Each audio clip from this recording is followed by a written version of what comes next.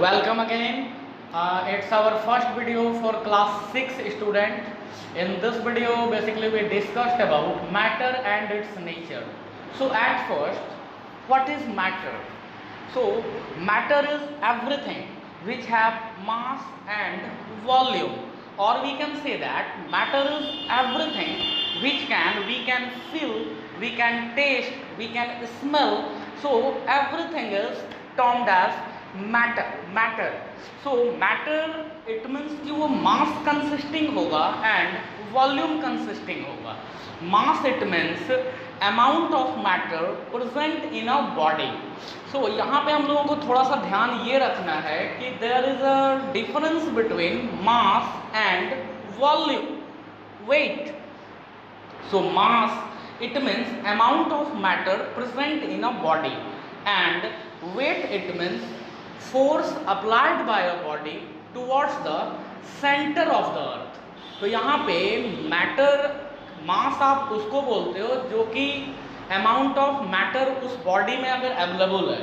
जैसे हमारे पास अगर ये अभी एक बॉडी है तो इस बॉडी में जितना अमाउंट ऑफ मैटर प्रेजेंट है वो इसका मास है. एंड ये बॉडी जब मैं इसको यहाँ पे रख रहा हूँ तो ये towards the centre of earth एक फोर्स अप्लाई कर रहा है और उसी फोर्स के कारण ये भारी हमें लगता है और उसी फोर्स को आप यहाँ पे वेट बोलते हो. So weight is the type of force and mass is amount of matter present in a body. Mass का जो यूनिट होता है वो आपका इधर केजी और ग्राम आप इधर यूज करते हैं हम. एंड वेट है तो वेट चूंकि एक टाइप ऑफ फोर्स है तो उसको हम लोग न्यूटन से उसके यूनिट को हम न्यूटन से एक्सप्रेस करते हैं. तो अगर हम मैटर की अगर हम बात करते हैं कि मैटर के बेसिक कौन कौन से प्रॉपर्टीज होंगे कि हम आइडेंटिफाई कर सकते हैं कि yes that's one is matter. So matter have basic to characteristics. Matter must consist mass and occupy some space. It means have some volume. So these are basic characteristics of matter, mass and volume. The third one is one additive property. यानी matter के पास एक additive property भी होता है और उस additive property को charge बोला जाता है. चार्ज जब कोई भी बॉडी है अगर आप उसको एक दूसरे के ऊपर रब करते हो, रगड़ते हो आप, तो आप देखेंगे कि एक बॉडी के ऊपर अलग चार्ज डेवलप हो रहा है, दूसरे बॉडी के ऊपर अलग चार्ज डेवलप हो रहा है. यानी एक चार्ज डेवलप हो रहा है दोनों ही बॉडीज के ऊपर. आपने जूनियर क्लास में देखा होगा कि जब आप एबोनाइट के रॉड को एक फर के ऊपर आप रब करते हो या फिर आप एक ग्लास के रॉड को सिल्क के ऊपर आप रब करते हो, रगड़ते हो आप, तो वो दोनों ही बॉडीज चार्ज कंसिस्ट करने लगती हैं. इसका कारण है कि जब भी आप दो बॉडी को एक दूसरे के साथ रगड़ते हो या रब करते हो आप, तो उनमें जो इलेक्ट्रॉन्स होते हैं जो कि निगेटिवली चार्ज्ड पार्टिकल हैं, वो इलेक्ट्रॉन एक मैटर से दूसरे मैटर में एंट्री करता है.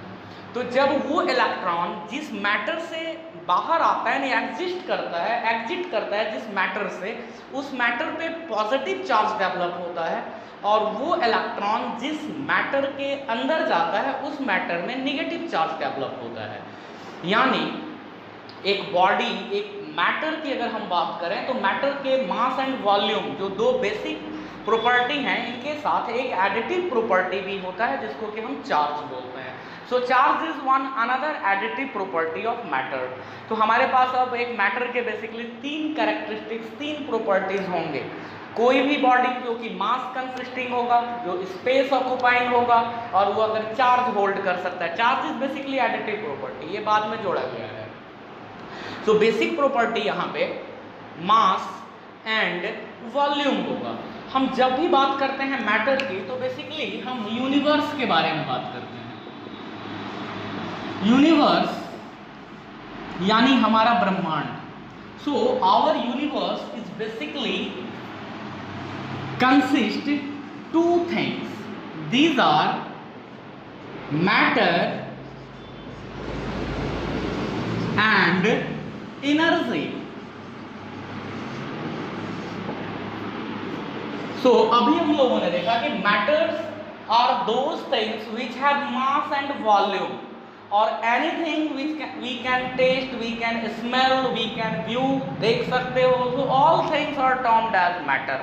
तो मैटर हम उन सारे चीज़ों को बोलते हैं जिनको कि हम देखते हैं, समझते हैं, सुनते हैं, फील करते हैं, तो वो सारे के सारे मैटर है। एक यहाँ पे क्वेश्चन आता है कि sir what you think about light, light को हम देख रहे हैं या फिर लाइट को नहीं देख रहे हैं? तो actually light is a form of energy. हम लाइट को देखते नहीं हैं, लाइट के हेल्प से हम अदर बॉडीज को हम देखते हैं। तो यहाँ पर ही डिफरेंस है, हम लाइट को नहीं देखते हैं actually, because lights are made up of small tiny particles called photons.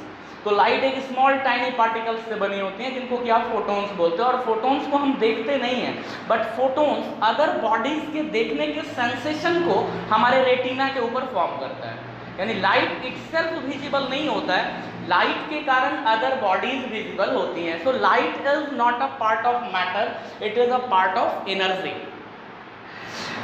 If we talk about air, तो आप एयर के बारे में बोल सकते हो कि sir we can feel air. आप एयर को फील करते हो, फैन चलता है तो आप उसके एयर को फील करते हो। तो air is basically a part of matter because it have mass and volume also. आप अगर एक खाली बलून लो, उस बलून में आप बलून को पहले वेट कर लेते हैं उसका मास कितना है, पहले आप मास उसका निकाल लो, फिर आप उस बलून में एयर फिलअप करो और उस एयर भरे हुए बलून का अगेन आप मास कैलकुलेट करो।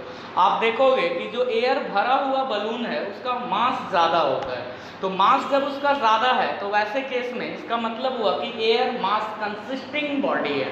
तो एयर हमारे लिए मास कंसिस्टिंग है एंड वॉल्यूम भी वो कंसिस्ट कर रहा है क्योंकि उसने गुब्बारे को फैला दिया है, कि स्पेस ऑक्यूपाई कर रहा है। So air is termed as matter here. Okay, now matter को आप जब भी क्लासीफाई करते हैं हम मैटर को, तो पहले इनके हम डिफरेंट एग्जिस्टेंस की बात करते हैं कि ये मैटर कहाँ कहाँ मिलता है। तो हमारे अर्थ पे जितने भी मैटर का एग्जिस्टेंस है, क्योंकि मैंने कहा कि our universe is basically consist of two things, these are matter and energy. But actually 12th century में ही आइंस्टीन एक साइंटिस्ट हुए थे जिन्होंने एक रिलेशन दिया था, E is equal to mc square। तो उन्होंने कहा कि this matter and energy are not two different things but these are two faces of a coin. यानी ये दोनों एक ही कॉइन के दो फेसेस हैं, दो चेहरे हैं ये एक ही कॉइन के। यानी हमारा जो यूनिवर्स है जिसको कि हम बता रहे हैं कि ये दो पार्ट से बना हुआ है, एक मैटर है और दूसरा हमारा एनर्जी है, तो एक्चुअल में ऐसा नहीं है। ये मैटर एंड एनर्जी ये भी दोनों एक ही कॉइन के दो फेसेस हैं सिर्फ। इट मीन्स कि अगर हम चाहें तो मैटर को एनर्जी में कन्वर्ट कर सकते हैं और एनर्जी को मैटर में कन्वर्ट कर सकते हैं। ये आइंस्टीन ने कहा था। यहाँ पे उन्होंने E से एनर्जी को रिप्रेजेंट किया था, M से मास को रिप्रेजेंट किया था and C velocity of light है जिसका वैल्यू होता है 3 × 10⁸ metre per second. So this is the value of velocity of light, 3 × 10⁸ metre per second. तो आइंस्टीन ने क्या कहा कि अगर आप कोई मास अगर यहाँ इन्वेंट करते हो, आप बैठाते हो और उसको अगर वेलोसिटी ऑफ लाइट के स्क्वायर से अगर मल्टीप्लाई कर दो तो वो मास कितना एनर्जी में कन्वर्ट हो सकता है, आप वो बता सकते हैं। ध्यान रखना है यहाँ पे एक लकड़ी का टुकड़ा है और हमने उसको जला दिया, एक वुडन ब्लॉक है हमारे पास और हमने उसको जलाया आग में, तो जो एनर्जी हमने उससे बाहर निकाला, जो भी एनर्जी हमको मिला, क्या वो इस फॉर्मूला के थ्रू वो एनर्जी कन्वर्ट हुआ है? तो नहीं। एक्चुअली जब आपने उस लकड़ी के टुकड़े को जलाया है तो वो केमिकल एनर्जी को ही सिर्फ रिलीज कर रहा है, यानी उस लकड़ी के एटम्स जो भी हैं वो ब्रेक डाउन नहीं हो रहे हैं। उस लकड़ी में जितना भी कंपाउंड है वो टूट रहा है एटम्स में, इंडिविजुअल कार्बन पार्टिकल्स में, लेकिन वो एटम्स ब्रेक डाउन नहीं हो रहे हैं। मतलब ये वाला फॉर्मेट वहाँ पे नहीं चल रहा है। ये तब फॉर्मेट हमारा चलता है जब एक मास कंप्लीट एनर्जी में कन्वर्ट हो रहा हो, जैसा कि हिरोशिमा और नागासाकी में हुआ था। हिरोशिमा और नागासाकी में आपको पता होगा कि वहाँ पे परमाणु बम छोड़ा गया था। तो परमाणु बम जो यूरेनियम यूज़ किया जाता है वहाँ पे एक्चुअली उसके कंप्लीट मास को आप एनर्जी में कन्वर्ट करते हो, और वैसे रिएक्शंस को हम न्यूक्लियर रिएक्शन बोलते हैं। यानी ये कॉन्सेप्ट एक्चुअली न्यूक्लियर रिएक्शन का है। तो आइंस्टीन ने कहा था कि matter and energy these are not two different things, actually these are two faces of a coin. एक ही सिक्का है यूनिवर्स हमारा, और उसी के ये दो पहलू हैं। जब ये एक ही सिक्के के दो पहलू है, मतलब हम मैटर को एनर्जी में कन्वर्ट कर सकते हैं एंड वाइस वर्सा, और एनर्जी को हम फिर से मैटर में कन्वर्ट कर सकते हैं। साथ ही साथ मैटर के जब हम क्लासिफिकेशन की बात करते हैं तो on the basis of their physical state, on the basis of their physical states there are 5 states of matter. These are solid, liquid, gas, and the 4th state is plasma, and the 5th state is BEC, Bose-Einstein condensate. तो इसको आप 5th state of matter के form में आप लेते हो। इसमें एक और भी स्टेट आता है जो कि अभी रिसेंट 2003 में नासा के ग्रुप ऑफ साइंटिस्ट ने इसको सिर्फ इसके प्रॉपर्टीज को एक्सप्लेन किया गया है, या यूँ कहें कि हाइपोथेटिकली इस स्टेट को प्रोवाइड किया गया है, और ये आपका स्टेट है फर्मियोनिक कंडेंसेट, FC बोलते हैं इसको, फर्मियोनिक condensate. So the 6th state is fermionic condensates. Fermionic condensates, तो ये हमारा एक्चुअली 5th स्टेट नहीं बोलेंगे इसको, ये हमारा 6th स्टेट ऑफ मैटर है, जिसको कि आप फर्मियोनिक कंडेंसेट्स के नाम से जानते हो। So this one is your 6th state of matter. अब है क्या कि सर ये स्टेट्स ऑफ मैटर क्या होता है, तो actually not only earth but matter can be found over all the universe, but from all these matters only a few states or a few their forms are found on earth. पूरे ब्रह्मांड में, पूरे universe में different states of matter available हैं। कुछ एक matter तो ऐसे भी अवेलेबल हैं जैसे मैटर के हमारे अर्थ पे होते ही नहीं है, या फिर हम उनके एग्जिस्टेंस की ही बात नहीं कर सकते। जैसे यूनिवर्स में मैग्नेटार्स मिलते हैं, न्यूट्रॉन स्टार मिलते हैं, तो ये सारे स्टार्स के मैग्नेटिक प्रॉपर्टीज इतने ज़्यादा होते हैं कि अगर एक नॉर्मल एटम से बना हुआ अगर बॉडी उसके कांटेक्ट में जाता है, जैसे हम आप बेंच, टेबल, बॉल, बिल्डिंग, जो भी अर्थ के ऊपर बॉडीज हैं, इनके एटम्स का एक पर्टिकुलर शेप है और वो शेप है स्फेरिकल। लेकिन अगर ये कोई हाई मैग्नेटिक बॉडी के अगर कांटेक्ट में अगर चला जाए, जैसे न्यूट्रॉन स्टार्स हैं, मैग्नेटार्स हैं, ब्लैक होल्स हैं, जिनसे कि कई तरह के रेडिएशंस इमिट होती हैं अलग अलग तरह की। जी हाँ, ब्लैक होल से भी रेडिएशंस इमिट होता है। ब्लैक होल ऐसा नहीं है कि वो सारे कलर और सारे लाइट्स को सिर्फ एब्जॉर्ब ही करता है, बल्कि वो कई तरह के रेडिएशंस को, उसको हॉकिंग रेडिएशंस बोला जाता है। वो आपका जो ब्लैक होल है वो भी एक रेडिएशन इमिट करता है, उसको हॉकिंग रेडिएशंस हम बोलते हैं। तो इस यूनिवर्स में जितने भी बॉडीज हैं वो अलग अलग इलेक्ट्रोमैग्नेटिक रेडिएशंस को इमिट करते हैं, लेकिन एक ऐसा बॉडी जो कि न्यूट्रॉन स्टार का बना हो या फिर मैग्नेट स्टार का बना हो, मैग्नेटार्स जिसको हम बोलते हैं, तो ऐसे बॉडीज के मैग्नेटिक फील्ड्स इतने स्ट्रांग होंगे कि नॉर्मल स्फेरिकल एटम्स के शेप एंड साइज को डिस्ट्रक्टेड कर देंगे। मतलब आपके बॉडी में जो एटम्स एंड मॉलिक्यूल्स अवेलेबल है, तो जितने भी एटम्स हैं वो सारे स्फेरिकल शेप के हैं, लेकिन जैसे ही वो इतने स्ट्रॉन्ग मैग्नेटिक फील्ड वाले मैटर के पास जाएंगे तो इनका जो शेप है वो चेंज हो जाएगा, वो स्फेरिकल से बदल के may be some like cylindrical, some like oval shape, egg like shape, तो ऐसा कुछ एक डिस्टॉर्टेड शेप फॉर्म करेगा। और उस डिस्टॉर्टेड शेप के केस में हमारे जैसे लिविंग बॉडीज या फिर जितने भी बॉडीज हम अर्थ पे देखते हैं, ऐसे बॉडीज का फॉर्मेशन पॉसिबल नहीं है। मतलब हमारे यूनिवर्स में ऐसे ऐसे भी मैटर अवेलेबल हैं जिनको कि हम अर्थ पे या तो देखते नहीं हैं, मिलते नहीं हैं, या फिर उनके इतने स्मॉल एक्सटेंट या इतना स्मॉल वैल्यू हमको अवेलेबल है कि उससे हम उस चीज़ को आइडेंटिफाई नहीं कर पाते हैं। जैसे एक मैग्नेट का टुकड़ा है, सामान्य रूप से आपके लिए वो एक मैग्नेट का टुकड़ा है, वो जनरल एक आयरन पीस को सिर्फ अट्रैक्ट करता है, वो आपके बॉडी के ऊपर कोई इम्पैक्ट नहीं डालता है, वो एटम्स के ऊपर कोई इम्पैक्ट नहीं डालता है, बड़ा इम्पैक्ट नहीं डालता है जिससे कि हम रिकॉग्नाइज कर सके कि यस कुछ प्रभाव पड़ा है या कुछ इम्पैक्ट हुआ है। ऐसा हम नहीं कर सकते हैं। ये चीज़ तभी होगा जबकि न्यूट्रॉन स्टार जैसा कोई मैग्नेटिक बॉडी हो, मैग्नेटार के जैसा कोई एक बॉडी हो, या फिर ब्लैक होल के जैसा कोई बॉडी हो। तो वैसे अगर बड़े बड़े अगर बॉडीज होंगे तो वैसे मैटर के ऊपर इम्पैक्ट डाल सकते हैं। और इस तरह के थाउजेंड्स ऑफ मैटर हमारे पूरे यूनिवर्स में अवेलेबल है।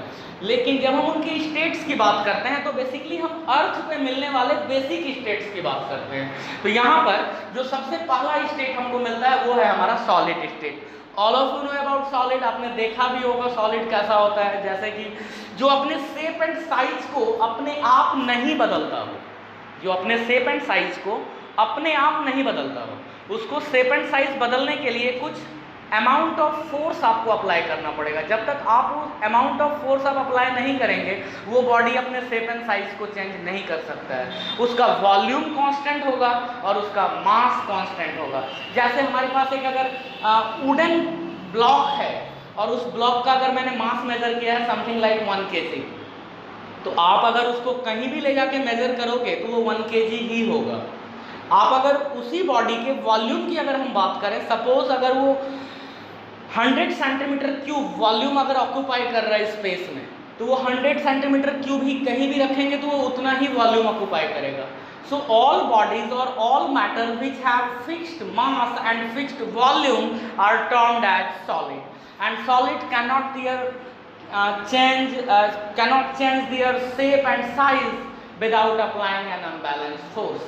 जब तक कि आप एक अनबैलेंस फोर्स नहीं लगाएंगे उसके ऊपर तब तक वो अपने शेप एंड साइज को चेंज नहीं करेगा, और वैसे मैटर को हम सॉलिड बोलते हैं। साथ ही साथ सॉलिड के केस में जो पार्टिकल्स एक दूसरे से अरेंज्ड होते हैं, तो ये पार्टिकल्स, अब देखिए जब मैं यहाँ पे पार्टिकल्स बोल रहा हूँ तो ये एक्चुअली एटम्स भी हो सकते हैं, मॉलिक्यूल्स भी हो सकते हैं, क्योंकि इसी मैटर को on the basis of their chemical behaviour जब आप मेजर करते हो, so these are classified as element, compound and mixture. तो जब आप इसी मैटर को on the basis of their chemical behaviour जब आप हम उसको क्लासिफाई करते हैं तो as element, compound and mixture मिलते हैं। And we know that smallest particle of element is atom and smallest particle of compound is molecule, and also these molecules are formed by chemical mixing of atoms, यानी atoms एक दूसरे के साथ chemically mixed हो जाते हैं, chemically attached होते हैं और कंपाउंड का फॉर्मेशन करते हैं, और उसी कंपाउंड के स्मॉलर पार्टिकल को हम मॉलिक्यूल्स बोलते हैं। जैसे calcium is one atom, oxygen is one atom, carbon is also one atom, and these are different elements. Now if these all combine together and form CaCO3 here.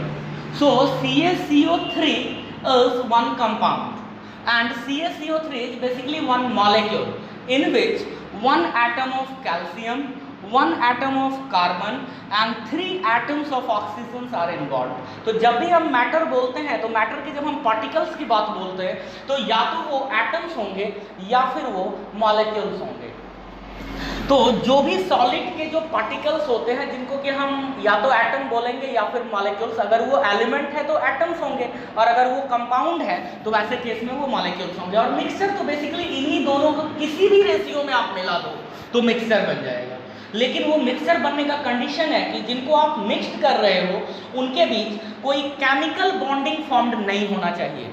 आप लोगों के लिए कि केमिकल बॉन्ड, सर अब chemical bond क्या है, तो actually आप ये समझो कि कोई भी दो को अगर हम मिलाते हैं, हमारे पास जैसे ये 3 आर्टिकल्स है, मैंने तीनों को सिंपली फिजिकली एक दूसरे के साथ मिक्स कर दिया and we can easily separate by some mechanical method. तो आप इनको अलग अलग कर पा रहे हो, इट मीन्स कि ये फिजिकल मिक्सिंग है। लेकिन यहाँ पे अगर हम इन दोनों को अगर मिक्स्ड करें और इनके जो एटम्स हैं वो एटम्स अगर एक दूसरे के साथ इलेक्ट्रॉन या तो गेन कर लें या लूज कर लें या शेयर कर लें और करके अगर ये दोनों कंबाइंड हो जाएं एटम्स, तो वैसे केस में जो न्यू फॉर्म्ड तैयार होगा, जो न्यू प्रोडक्ट फॉर्म्ड करेगा, वो प्रोडक्ट अपने पेरेंट से कंप्लीटली डिफर करेंगे, यानी अलग होगा। पेरेंट उसका अलग होगा और उसका नेचर जो बना है उसका नेचर अलग होगा। तो जो तैयार हुआ है वो कंपाउंड है। और अगर आप उनको सिंपली अगर मिक्स कर रहे हो, ऐसा मिक्स कर रहे हो कि आप अगर उसमें कोई भी मैकेनिकल मेथड अप्लाई करोगे तो वो दोनों ही पार्टिकल्स एक दूसरे से अलग हो जाएंगे, तो वैसे केस में वो फिजिकल मिक्सिंग है। और अगर कोई भी दो कंपाउंड, दो एटम्स, दो मॉलिक्यूल्स अगर एक दूसरे के साथ मिल रहे हैं और वैसे केस में मिलने के बाद अगर वो इलेक्ट्रॉन को गेन या लूज कर रहा है या फिर शेयरिंग कर रहा है और ऐसा करके वो दो एटम्स एक दूसरे के साथ अगर एक बॉन्डिंग के थ्रू अगर बंध रहा है, जुड़ रहा है, जैसा कि कैल्शियम कार्बोनेट में calcium and carbon and oxygen, ये जो तीनों एक दूसरे के साथ अटैच्ड हैं, तो ये तीनों एक दूसरे के साथ केमिकल फोर्सेस से जुड़ा हुआ है। इसीलिए आप सिंपल मैकेनिकल मेथड के थ्रू इनको आप अलग नहीं कर सकते हो। आप जब भी इनको अलग करोगे तो कोई ना कोई एक केमिकल मेथड हमको अप्लाई करना होगा। जब हम सॉलिड की बात करते हैं तो सॉलिड में बेसिकली जो उनके पार्टिकल्स होते हैं वो एक दूसरे के साथ स्ट्रॉन्ग केमिकल फोर्सेस के साथ जुड़े होते हैं। साथ ही साथ जो उनके बीच लगने वाले फोर्सेस अगर फिजिकल फोर्सेस भी हैं तो वो भी स्ट्रॉन्ग होते हैं। और उस स्ट्रॉन्ग फिजिकल फोर्स होने के कारण जो उनके पार्टिकल्स होते हैं वो एक दूसरे को छोड़ के अलग नहीं हट सकता है। जब छोड़ के एक दूसरे को अलग नहीं हटेगा तो वैसे केस में इजीली आप उसको ब्रेक डाउन नहीं कर सकते हो। और वैसे सब्सटेंसेस अपने ना तो शेप को चेंज करेंगे, ना साइज को चेंज करेंगे, ना उनका मास चेंज होगा, ना उनका वॉल्यूम चेंज होगा। और वैसे मैटर को हम लोग सॉलिड के फॉर्म में रिकॉग्नाइज करते हैं। It means in short we can say that solids are those matter which have fixed volume, fixed mass and cannot change their position, cannot change their size and shape without applying an unbalanced force। जब तक कि आप एक unbalanced force उसके ऊपर नहीं लगा देते हो तब तक वो किसी भी चीज़ को चेंज नहीं करेगा। और वैसे मैटर को हम लोग सॉलिड के रूप में रिकॉग्नाइज करते हैं। जब हम बात लिक्विड की करते हैं, liquid means water like alcohol, kerosene oil, diesel, mobile, all these matters are liquid. So in liquid the force of attraction between two particles is weak, और मतलब कमजोर होता है, कमजोर होगा वो। तो जब सॉलिड में थे तो वो रिजिड थे, एक दूसरे के साथ इतने स्ट्रांगली बाउंडेड थे कि वो एक दूसरे को छोड़ के अलग नहीं हट रहा था। बट जैसे ही हम बात लिक्विड की करते हैं तो लिक्विड के केस में वो दोनों पार्टिकल्स एक दूसरे से अब वीकली बाउंडेड होते हैं।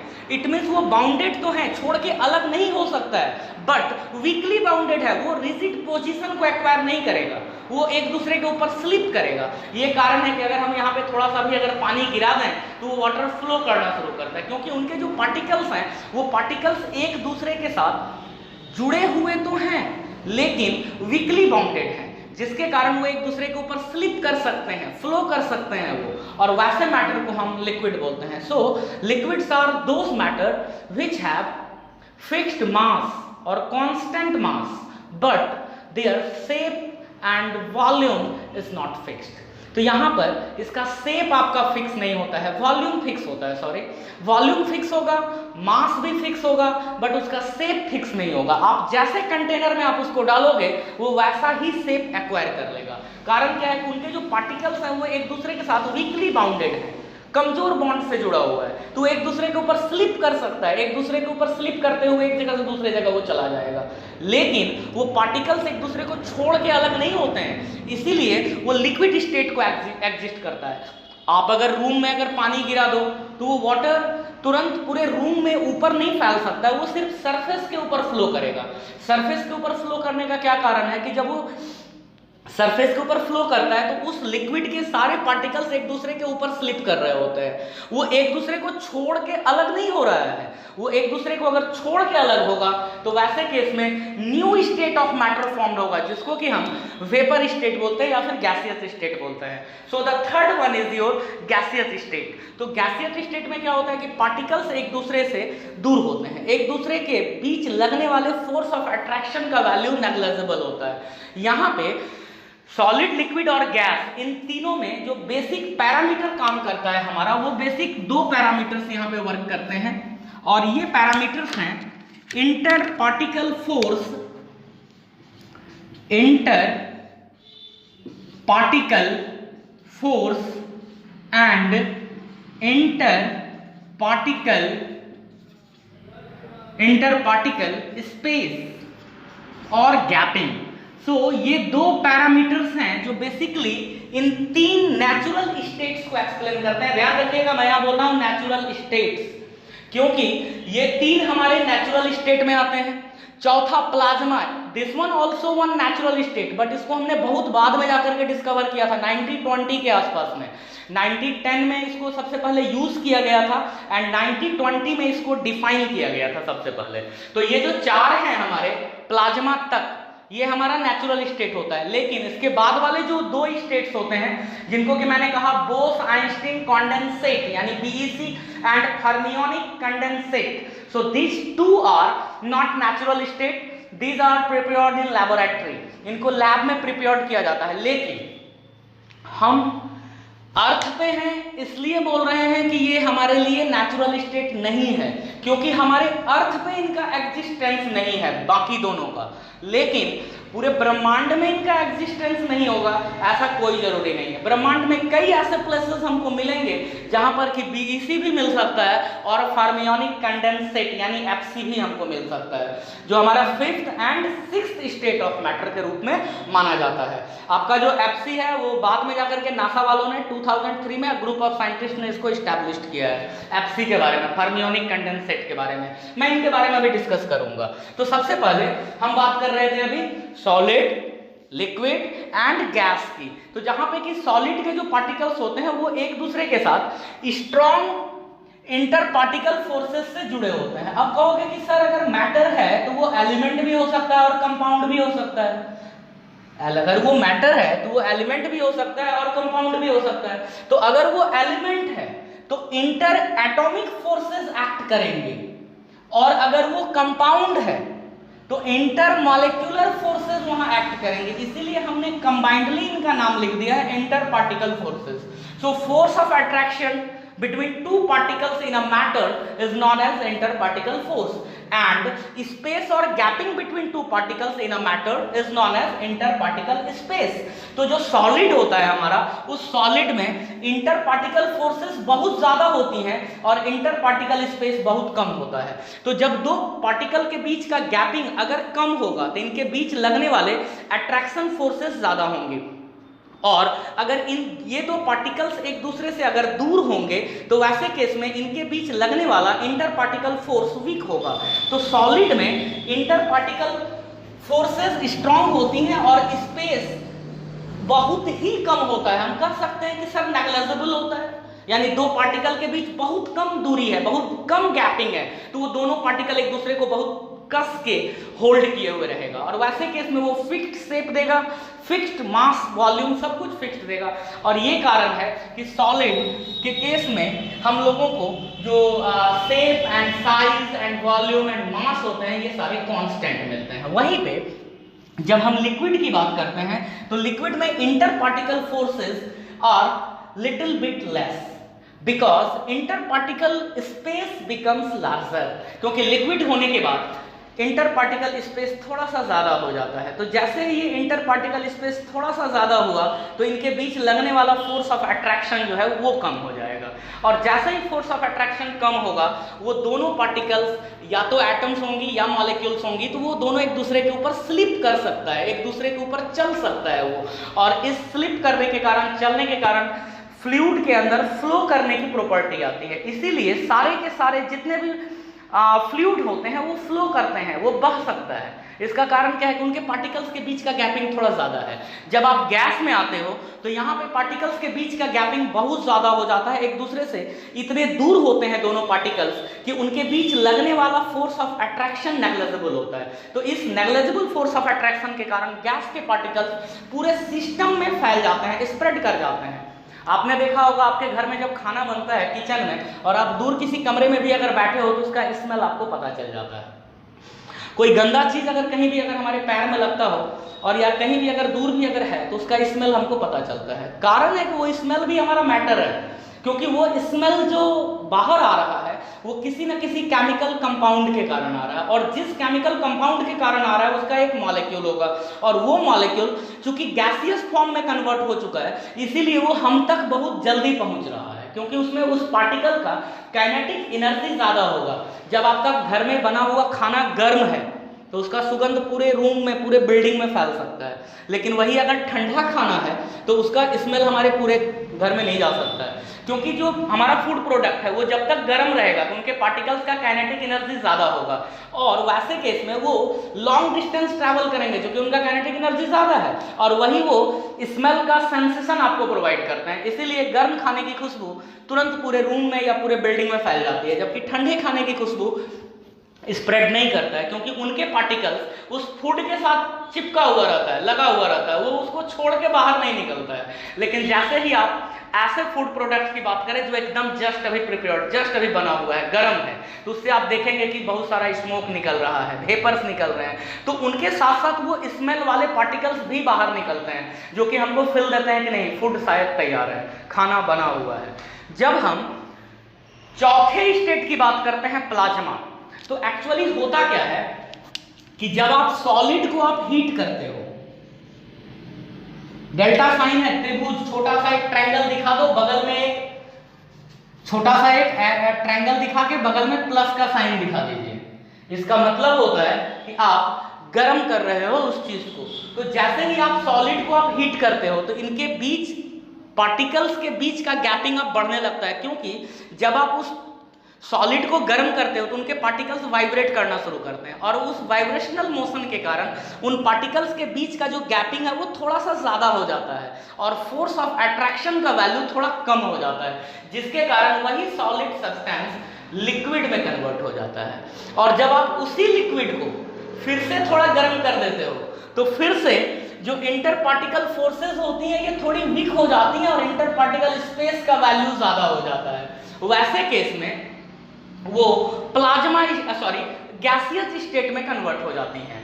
तो जब तक वो गैस में कन्वर्ट होता है तब तक वो या तो मॉलिक्यूल्स के फॉर्म में रहता है, जैसे ऑक्सीजन है तो O2 के रूप में रहेगा, अगर वाटर है, अगर मान लो हमने आइस लिया था जो वाटर के फॉर्म में था, आइस सॉलिड के फॉर्म में था, आपने गर्म किया तो फिर से वाटर H2O ही दिया बट ये लिक्विड के फॉर्म में था, और फिर से इसने वेपर प्रोवाइड किया वो भी H2O ही था आपका। तो सॉलिड, लिक्विड और गैस तीनों के केस में आप देख रहे हो कि केमिकल फॉर्मूला में कोई चेंजिंग नहीं हो रहा है। तो जब केमिकल फार्मूला में कोई चेंजिंग नहीं हो रहा है इसका मतलब ये केमिकल चेंज नहीं है, it's a kind of physical change. और ऐसा हो क्यों रहा है? क्योंकि जैसे ही आप इसको हीट एनर्जी सप्लाई देते हो तो वाटर और वाटर के बीच लगने वाला जो स्ट्रॉन्ग बॉन्डिंग था जिसको कि हाइड्रोजन बॉन्डिंग बोल रहे थे, तो उसके कारण वो सॉलिड स्टेट में था। आपने उसको हीट किया तो वो बॉन्डिंग जो है वो ब्रेक हुआ और दोनों H2O मॉलिक्यूल्स के बीच का गैपिंग ज्यादा हुआ, और उस ज्यादा गैपिंग होने के कारण वो लिक्विड स्टेट में चला गया। जब आपने उसको और ज्यादा एनर्जी का सप्लाई दिया तो उन पार्टिकल्स के बीच का गैपिंग और ज्यादा हुआ और वैसे केस में वो वेपर फेज में चले गए। लेकिन वेपर फेज में भी जाने के बाद उन कंपाउंड्स का केमिकल फार्मूला में कोई चेंजिंग नहीं हुआ। अगर वो कोई एक एलिमेंट होता तो उसके सिंबल में कोई चेंजिंग नहीं होता। लेकिन जब हम फोर्थ स्टेट की बात करते हैं तो ये भी इसी पैटर्न को आगे बढ़ाने पे आता है। मतलब हमने सॉलिड को गर्म किया तो लिक्विड बना, लिक्विड को गर्म किया वेपर बना। अब मैं वेपर को अगर गर्म करूंगा तो अगर वो मॉलिक्यूल है तो पहले टूटेगा एटम में, और अगर वो एटम है तो वैसे केस में वो एक्साइट हो जाएगा। एक्साइट होकर के वो अपने इलेक्ट्रॉन को बाहर करेगा। जैसे एग्जांपल के लिए चलिए यहां पे देखते हैं, हाइड्रोजन है और आपने इसको सफिशिएंट सप्लाई ऑफ एनर्जी दिया। हाइड्रोजन H2, क्योंकि H के रूप में हाइड्रोजन गैस नहीं रह सकता है, H एटम है और जो हाइड्रोजन हमारे चारों तरफ मिलता है वो H2 के रूप में मिलता है। ऑक्सीजन गैस आप सांस लेते हो तो जो ऑक्सीजन गैस है हमारा वो हमारे चारों तरफ O2 के फॉर्म में मिलता है, लेकिन ऑक्सीजन एटम को O से रिप्रेजेंट करते हैं, वो उसका सिंबल है। तो O उसका सिंबल है और O2 ऑक्सीजन का मॉलिक्यूलर फार्मूला है, N नाइट्रोजन का सिंबल है और N2 नाइट्रोजन का केमिकल फार्मूला है गैस का। तो जब H2 में आप एनर्जी देते हो तो ये क्या होता है कि ये दो हाइड्रोजन का एटम प्रोवाइड करता है, मतलब अब दोनों मॉलिक्यूल टूट गया, सॉरी जो एक मॉलिक्यूल था जिसमें कि दो हाइड्रोजन के एटम्स एक दूसरे से जुड़े हुए थे और एक मॉलिक्यूल बना रहे थे, आपने एनर्जी दिया, ये एटम्स एक दूसरे से अलग हो गए तो दो हाइड्रोजन का एटम तैयार हुआ। अब ये क्या होता है कि जो दोनों हाइड्रोजन का हमारा एटम है, इस एनर्जी के कारण ये 2H प्लस देता है और साथ में दो इलेक्ट्रॉन बाहर कर देता है, मतलब हाइड्रोजन का न्यूक्लियस अलग हो गया और उसका इलेक्ट्रॉन जो था वो अलग हो गया। तो यही चीज होता है कुछ प्लाज्मा में। So we can say that plasma is fourth state of matter which is formed by oppositely charged ion and highly ionized gas with high energy। मतलब प्लाज्मा जो बनेगा हमारा वो आयोनाइज्ड पार्टिकल से बनेगा और हाई एनर्जेटिक होगा। प्लाज्मा का भी एग्जिस्टेंस हमारे पास है नियॉन साइन के रूप में। 1910 ईस्वी में 10 के बाद 1910 के आफ्टर 1910 के बाद प्लाज्मा स्टेट को बेसिकली यूज किया गया था अलग अलग डेकोरेशन में। आपने अमेरिका का एक टाइम्स स्क्वायर एक जगह है, आपको पता होगा, तो उस जगह पे जो 1920 से लेके 1960 तक जितने भी दुकान थे उन सभी में नियॉन साइन का इस्तेमाल किया जाता था। नियॉन साइन बेसिकली ग्लो करता है, चमकता है। आप उसमें क्या करते हो कि एक गैस होता है बेसिकली नियॉन गैस, उसमें आप इलेक्ट्रिक करंट आप सप्लाई दे देते हो, तो इलेक्ट्रिक करंट के कारण वो पार्टिकल्स एनर्जेटिक हो जाती हैं और एनर्जेटिक होने के कारण उनके इलेक्ट्रॉन्स बाहर हो जाते हैं। लेकिन जैसे वो इलेक्ट्रॉन का सप्लाई, इलेक्ट्रिसिटी का सप्लाई आप रोकते हो, वो इलेक्ट्रॉन फिर अपने एक्साइटेड स्टेट से ग्राउंड स्टेट में वापस आता है, जिसके कारण वो लाइट इमिट करता है और विजिबल लाइट इमिट करता है। उसी विजिबल लाइट के कारण वो नियॉन ग्लो करता है या चमकता है। साथ ही साथ हमारा जो सन है उसमें भी प्लाज्मा है, तो वो भी एक हाईली आयोनाइज्ड गैस का मिक्सचर है। जो सोलर फ्लेयर निकलता है वो एक हाईली आयोनाइज्ड गैस का मिक्सचर है। ट्यूबलाइट्स जो होते हैं ये भी प्लाज्मा का ही एक एग्जांपल है। तो plasma basically highly ionised gas का एक मिक्सचर होता है। ये दो तरह के हो सकते हैं, पार्शियली आयोनाइज्ड हो सकते हैं जैसा कि अर्थ पे हम बनाते हैं, या फिर फुल्ली आयोनाइज्ड हो सकता है जैसा कि स्टार्स में होता है। अब मैं अगर आपसे एक सवाल करूं अभी तत्काल कि ये चार स्टेट है हमारे पास, solid, liquid and gas and plasma, इन चारों में से ब्रह्मांड में सबसे ज्यादा कौन सा स्टेट मिलेगा? तो पहले तो देख के लगता है कि सर सॉलिड ज्यादा दिख रहा है, फिर लगता है कि नहीं सर अर्थ पे तो 70% से ज्यादा वाटर है, तो बोले लिक्विड होगा। बट एक्चुअली ऐसा नहीं है।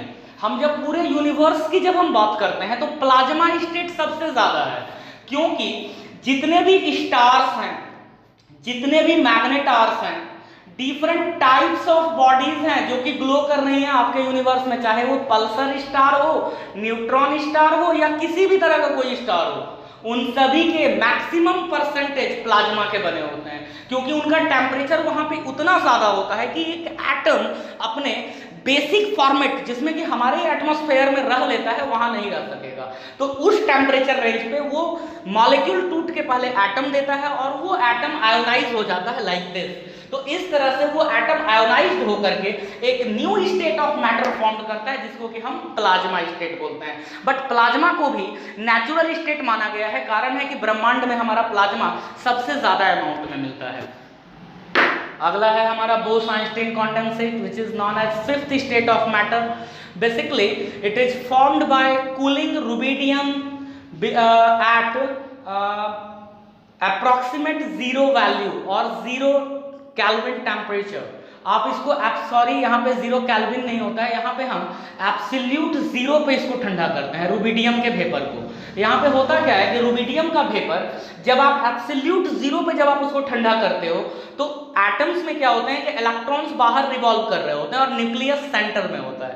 लेकिन जब हम एब्सोल्यूट जीरो तक जब हम किसी कंपाउंड को जब हम किसी एटम को जब ठंडा किया जाता है तो उस एटम के सारी एनर्जी बाहर हो जाती है।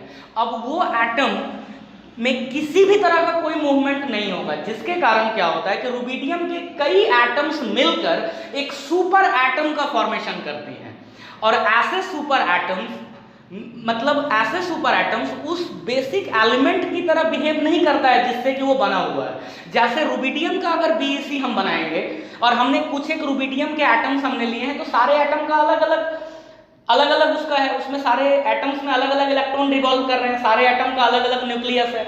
लेकिन जैसे ही उस रुबिडियम के वेपर को आप एब्सोल्यूट जीरो पे आप ठंडा करते हो तो क्या होता है कि उनके जितने भी इलेक्ट्रॉन्स जो कि अलग अलग रिवॉल्व कर रहे थे वो सारे अब बाहर हो जाते हैं और उस पूरे मैटर के चारों तरफ अब वो रिवॉल्व करना शुरू करता है और इस तरह से एक सुपर एटम फॉर्म करता है और उसी सुपर एटम को हम BEC यानी बोस-आइंस्टीन कंडेंसेट कहते हैं।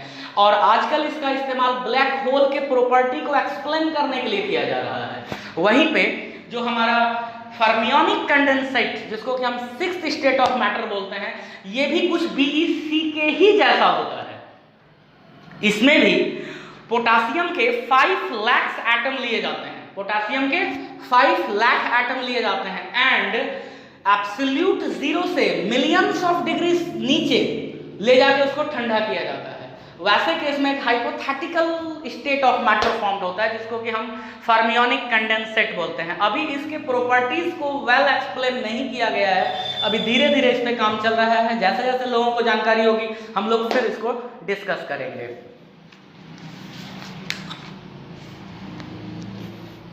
तो जब मैं एलिमेंट, कंपाउंड एंड मिक्सचर की बात कर रहा था तो यहाँ पे एलिमेंट्स के स्मॉलर पार्टिकल्स को हमने कहा था एटम्स, और ये एटम्स ही बेसिकली फंडामेंटल पार्टिकल्स हैं एक मैटर का। यानी एक मैटर का जो फंडामेंटल पार्टिकल होता है वो हमारा एटम होता है और यही एटम्स जब केमिकली कंबाइंड होते हैं तो वैसे केस में मॉलिक्यूल्स का फॉर्मेशन करते हैं। Means atoms combined together by chemical forces and form molecules. और बेसिकली एक एटम के अंदर की अगर हम बात करें कि एटम के अंदर क्या क्या होगा, तो एक एटम के न्यूक्लियस के अंदर यानी जो हमारा सेंट्रल पार्ट है, देखिए जब हम एटम की बात करते हैं ना तो एकाएक हम लोगों ने एटम के बारे में सारी जानकारी गैदर कर ली थी, ऐसा नहीं है। एटम एक्चुअली सबसे पहले अगर किसी ने इसको एक्सप्लेन किया था तो एक इंडियन फिलोसोफर थे, उनका नाम था महर्षि कणाद। उन्होंने कहा कि एवरी मैटर, ऑल मैटर्स, जो भी हमारे चारों तरफ है वो चाहे किसी भी स्टेट में एग्जिस्ट कर रहा हो, सॉलिड, लिक्विड, गैस, किसी भी स्टेट में हो, but that matter must be formed by small tiny particles. और उसी स्मॉल टीनी पार्टिकल्स को उन्होंने परम अणु या परमाणु कहा था। कुछ ऐसा ही सिद्धांत रदर डाल्टन का भी है, जहां पर कि डाल्टन कहते हैं कि every matter is made up of small tiny particles called atoms, उसको उन्होंने एटम कहा। दिस एटम्स, जो भी एटम्स होंगे, तो अगर एक मैटर है, आप आयरन है तो आयरन यहाँ भी है, आयरन वहां भी है, आयरन वहां भी है, तो कहीं भी आयरन है, अगर उन सभी के सारे आयरन में से अगर एक एक एटम हम निकाल लें और उन सारे एटम्स को अगर हम कंपेयर करें तो वो सारे एटम एक जैसे होंगे। कैल्शियम कार्बोनेट का एक टुकड़ा है तो उसका जो कैल्शियम कार्बोनेट एक कंपाउंड है तो उसका जो स्मॉलर पार्टिकल होगा वो एक मॉलिक्यूल होगा। तो आप कहीं से भी कैल्शियम कार्बोनेट लेके आओ, यहाँ से लेके आओ, किसी पहाड़ से लेके आओ, कहीं अमेरिका से जाकर के लेके आओ, तो सारे ही कैल्शियम कार्बोनेट के जो मॉलिक्यूल्स होंगे वो एक दूसरे से आइडेंटिकल होंगे। वाटर, आप अपने स्कूल कैंपस से आप पानी लेकर के चले आओ, मेरे घर से थोड़ा पानी लेकर के आओ, कहीं और से जाके अपने घर से थोड़ा पानी लेके आओ, उन सारे वाटर में जो H2O मॉलिक्यूल्स होंगे वो सारे के सारे मॉलिक्यूल्स एक दूसरे से डिफर करेंगे, एक दूसरे से अलग होंगे, सॉरी एक दूसरे से सेम होंगे, क्योंकि गर्मी ज़्यादा लग रही है ना। तो आप वाटर को आप कहीं से भी किसी भी सिस्टम से आप लेकर के आएंगे तो वाटर में जो मॉलिक्यूल्स होंगे वो एक दूसरे से आइडेंटिकल होंगे, एक दूसरे के जैसे होंगे, बिकॉज ऑल आर वाटर। तो वाटर है मतलब उसमें 2 एटम हाइड्रोजन का होगा और 1 एटम ऑक्सीजन का होगा। तो जब हम एटम की बात करते हैं तो एटम बेसिकली, तो एटम का जो सेंट्रल पार्ट होता है, इस सेंट्रल पार्ट को बोला जाता है न्यूक्लियस। एंड ये न्यूक्लियस जिसको कि हम सेंट्रल पार्ट बोल रहे हैं, इसमें न्यूट्रॉन्स होते हैं एंड प्रोटॉन्स होता है। न्यूट्रॉन्स बेसिकली चार्जलेस पार्टिकल्स होते हैं, इनके ऊपर कोई चार्ज अवेलेबल नहीं होता है न्यूट्रॉन के ऊपर, लेकिन ये मैसिव पार्टिकल होता है, इसका मास एक प्रोटॉन के बराबर होता है।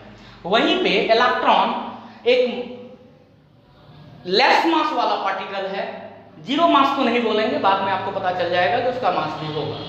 तो इलेक्ट्रॉन्स जो होते हैं वो आउटर ऑर्बिट्स में कुछ इस तरह से रिवॉल्व करते हैं, मतलब घूमते रहता है,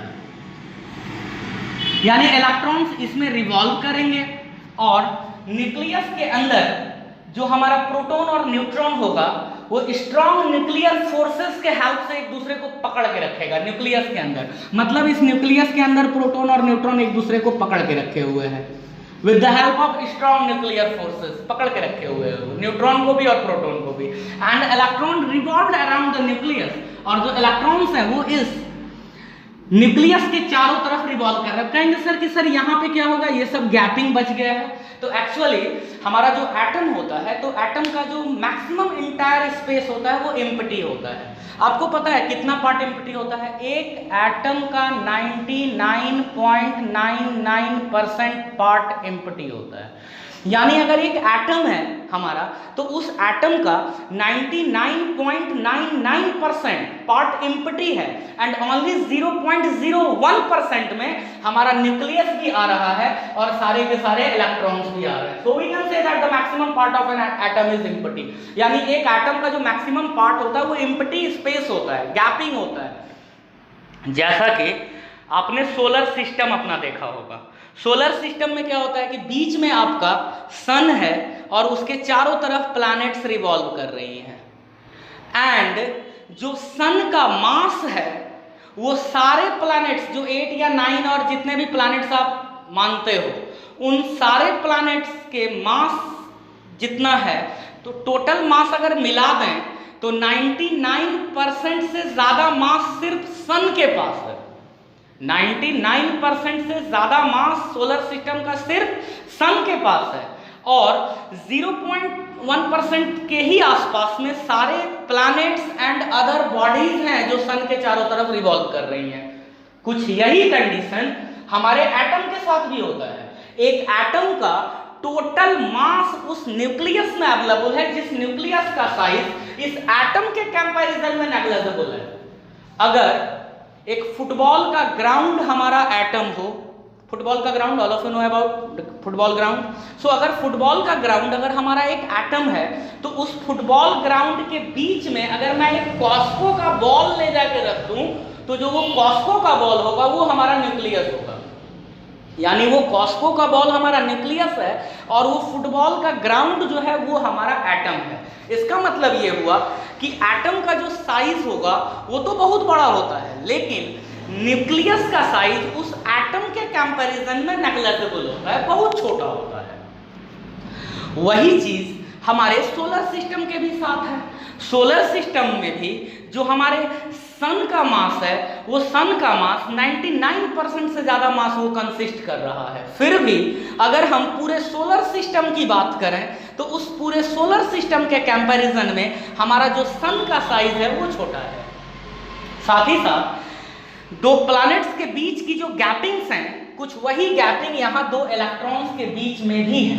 यानी एक एटम का मॉडल प्रारंभिक फॉर्म में यानी शुरुआती रूप में जब हम प्राइमरी स्टेट में जब हम एक एटम के मॉडल को एक्सप्लेन करते हैं तो इसको सोलर सिस्टम मॉडल भी हम बोल सकते हैं, क्योंकि ये मॉडल कुछ एक सोलर सिस्टम की तरह हमारा काम करता है। जैसे सोलर सिस्टम में सेंटर में हमारा एक स्टार होता है और उसके चारों तरफ प्लैनेट्स रिवॉल्व करती हैं, उन प्लैनेट्स के भी चारों तरफ उनके सैटेलाइट्स रिवॉल्व करते हैं, तो कुछ ऐसा ही हमारे एटम में होता है। न्यूक्लियस जो कि बहुत ही छोटा होता है, उसमें प्रोटॉन एंड न्यूट्रॉन्स होते हैं and electrons just revolved around the nucleus, यानी उस न्यूक्लियस के चारों तरफ इलेक्ट्रॉन घूम रहा होता है और उस इलेक्ट्रॉन का जो मास होता है वो उस प्रोटॉन के मास से 1164 टाइम्स छोटा होता है।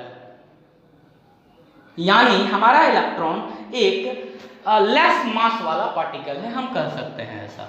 साथ ही साथ जब हम एनर्जी की बात करते हैं, जैसा कि हमने पहले ही कहा कि मैटर हमारा बेसिकली दो पार्ट्स में है यूनिवर्स में, यूनिवर्स हमारे बेसिकली दो पार्ट से फॉर्म्ड हुए हैं, matter and energy. So energy को आप कैसे डिफाइन कर सकते हो? तो in physics energy is the quantitative property that must be transferred to another in order of performing work और ट्रांसफर ऑफ हीट, यानी हमारा एनर्जी किसी भी बॉडी में जो ट्रांसफर होगा वो दो फॉर्मेट में हो सकता है, या तो वर्क डन के रूप में होगा यानी आप कुछ काम कर दोगे, या फिर हीट के फॉर्म में होगा। In short we can say that capacity of doing work is known as energy, यानी हम बोल सकते हैं कि जो काम करने की क्षमता होगी, कैपेसिटी ऑफ डूइंग वर्क होगा, उसी को हम लोग एनर्जी बोलेंगे।